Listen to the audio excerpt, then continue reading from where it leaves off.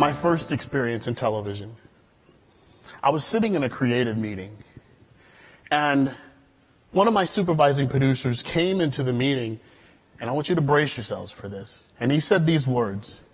I just got off the phone with the network VP, and he said he doesn't want this to turn into a chocolate show. I was the only person of color in the room. And this feeling of awkwardness just sort of fell over me. And as soon as I got over sort of the shock of this thing, I tried to decipher the words and what he could have possibly meant by saying it. And then I soon realized that that was only the beginning of a very long list of things that I would have to decipher throughout my career if I was going to be successful in this business.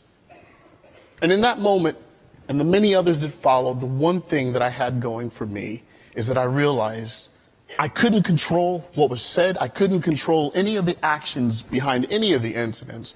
I could control this, meaning me. It's about the perspective,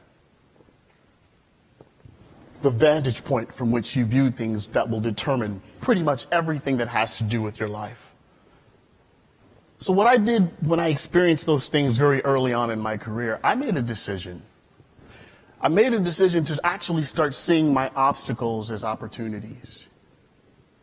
I made a decision to begin to prepare myself for what it was that I was actually going after and to be a better leader, as opposed to allowing those things to be deterrents, if you will. So my perception and my perspective shifted.